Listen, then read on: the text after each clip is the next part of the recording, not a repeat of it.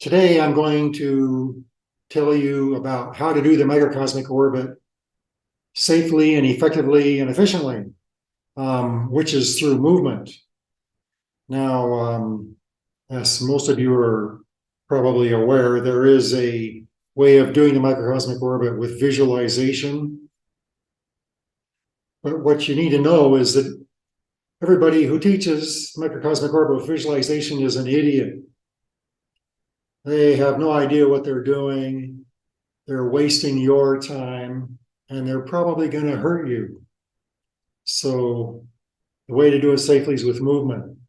So what you need to know is that doing the microcosmic orbit with visualization is a perversion of the original way, which is doing it with movement. It's a rather new invention, and it was developed for people who were too lazy to get off their butt and move their arms around. So I have met a lot of people who have really screwed up their energy systems and their health by trying to do the microcosmic orbit and not doing it right. Now, there are some people who do it successfully. Like, for example, I talked to one guy who was teaching the microcosmic orbit, and he said he learned it from a grandmaster. It took him 15 years, and he was able to do it safely. He didn't hurt himself, and he said it even helped open up a couple of other channels, which is like the biggest bunch of bullshit. Because if you do it with movement, you can do it many ways, and you can open up all the other channels at the same time, and you can do it right away. Like, you don't have to wait 15 years. And it's like, after 15 years, what did this guy get? He got something that could be accomplished in a few weeks with the right kind of qigong. So it's like this guy did this thing for 15 years and he didn't hurt himself, and he opened up a couple of energy channels. Well, who cares?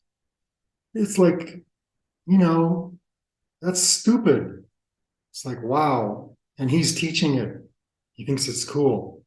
Another thing is that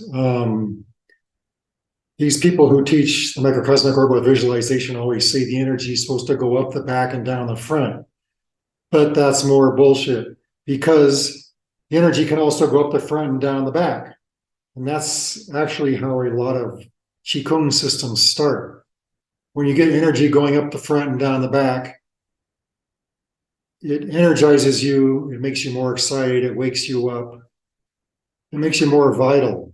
Now, when you go up the back and down the front, it kind of makes you calm, it calms you down, and could make you a little bit sleepy. It's tranquilizing. So it's just take Prozac instead. So in this video, I will show you how to do it with movement. There are many ways. I'm going to call it 101 ways to do the microcosmic orbit with movement.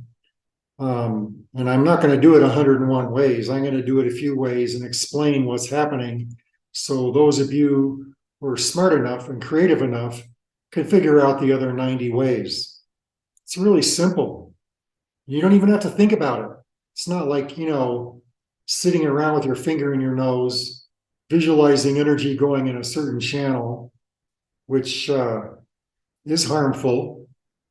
We'll put a link to my previous videos explaining why microcosmic orbit is harmful in the description below. So let's get on to the movement. This is the way of moving energy up the front and down the back. Notice that the hands go up to neck level and then down, and the hands are behind your center line here. You can breathe in while you're going up, and you can breathe out while you're going down. It's not necessary, you can breathe normally. And the microcosmic orbit only includes your torso, it doesn't include your head or legs. So they don't want you to get a lot of energy in your head because you might become enlightened. Here we're doing going up the back and down the front.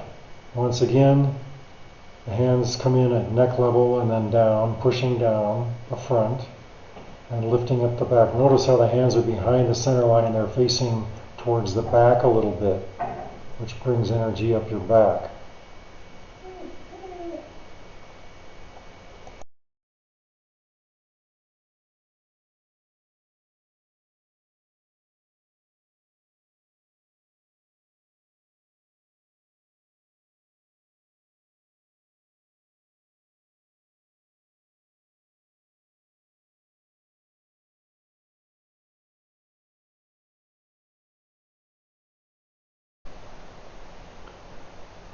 This is doing part of the macrocosmic orbit because it includes your head.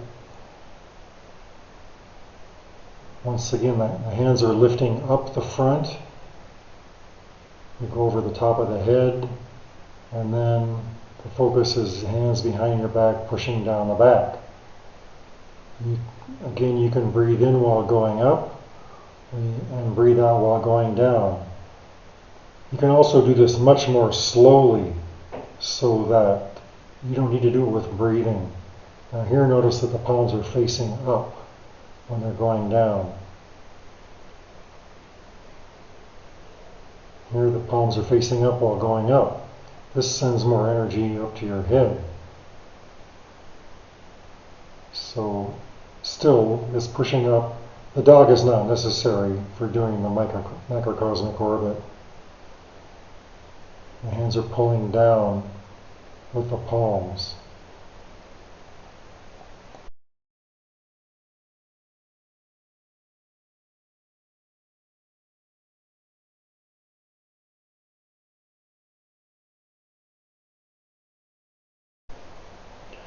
Now, going up the back and down the front with the macrocosmic orbit, I'm going to do this in several ways so that you can see that there are variations and they all work. They add different things to the macrocosmic orbit, but they're all macrocosmic orbit and it can be done in all these different ways. So pay attention.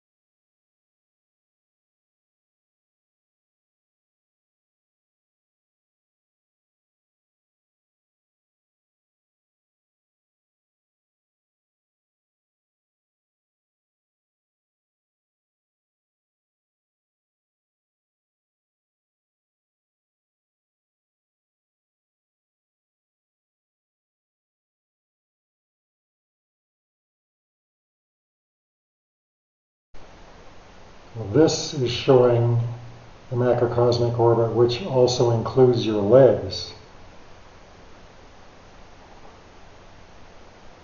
Some teachers tell you also to include your arms in the circuits, but your arms are already included because they're doing all the energy work, arms and hands.